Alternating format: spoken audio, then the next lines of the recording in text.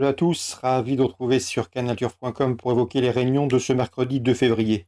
Des réunions qui nous emmèneront à Vincennes avec un quintet plus en prime, mais également à Pau en réunion 3 et j'aurai un coup de cœur également à vous indiquer concernant la réunion 4 sur l'hippodrome de Cagnes-sur-Mer, l'hippodrome cagnois qui accueille des trotteurs.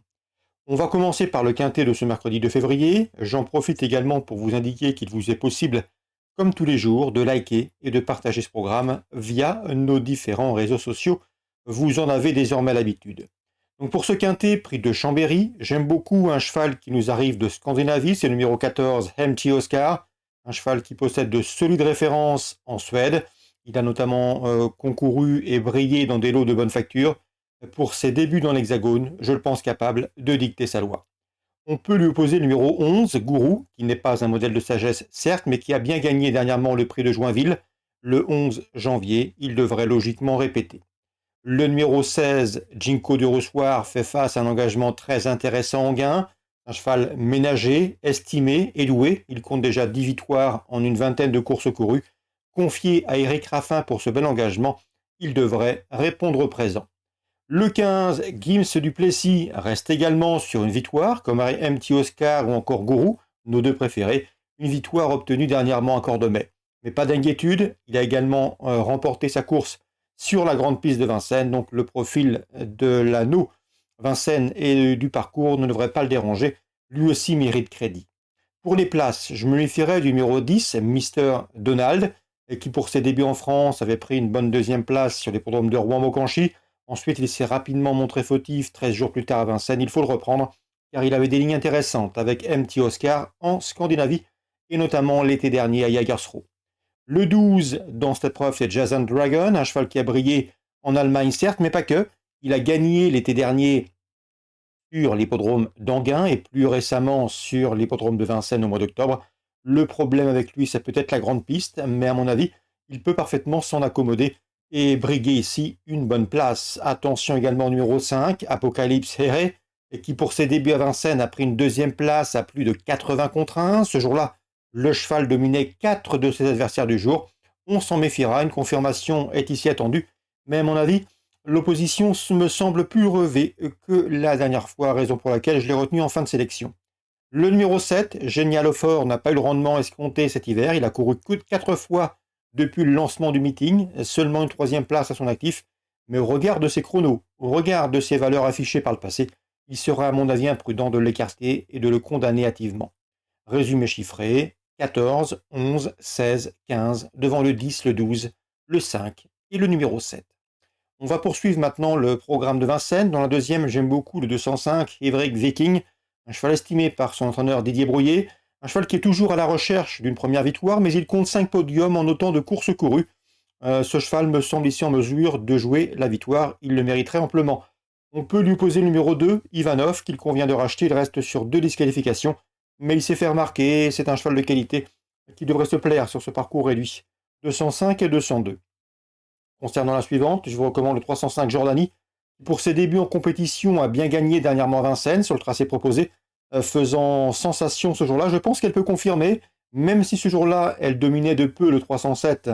C'est Junon du Léard qui avait remporté ses 2 premières sorties publiques avant de se classer deuxième, donc derrière Jordanie. Ces deux-là se retrouvent avec une belle chance. Ils trouveront sur leur route des mâles, et notamment le numéro 6, Jubi du Bailly, qui a signé et enregistré de très bons débuts, deuxième pour ses débuts remontés dernièrement.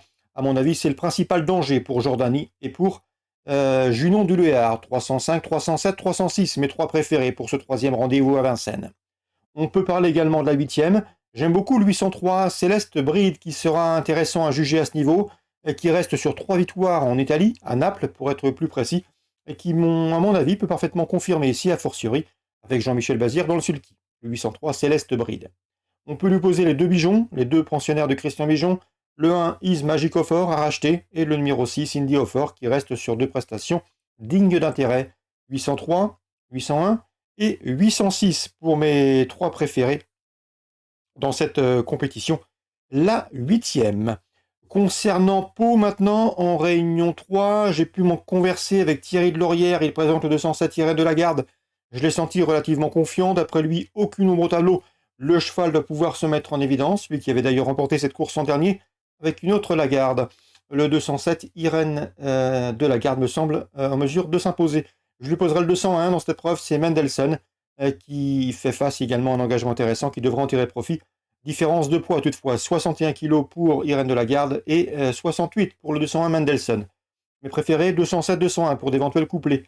Concernant la troisième, la suivante, j'ai pu converser avec Fabien Lagarde. Il est confiant avec le 308 Frascati Lagarde, qui a fait un numéro dernièrement. En tout cas, son jockey a fait un numéro, Paul Humblot, lui qui avait perdu les étriers, est revenu prendre une deuxième place des plus plaisantes, ne surprenant nullement son entraîneur ce jour-là. Le cheval est resté bien et devrait pouvoir confirmer. On peut lui poser le numéro 1, bord des Arachis. Eric Le Coiffier m'en avait dit du bien. Le cheval a été arrêté dernièrement, mais sans doute à cause du terrain, il faut le reprendre. Et je sais que Patrice Quinton n'est pas négatif avec le numéro 5, Griminois, qui d'après lui doit pouvoir se distinguer dans les tournois de ce genre. Donc un troisième, le 1, le 5 et le 8 pour mes trois préférés. Concernant Patrice Quinton, encore lui, qui réalise d'ailleurs un meeting hivernal palois très intéressant, très fructueux, il peut raconter sur le 501 Dreamy Love, qui vaut beaucoup mieux que ne l'indique son dernier classement brut. Dreamy Love qui devrait trouver un terrain à sa convenance, qui devrait en tirer profit. C'est le 501.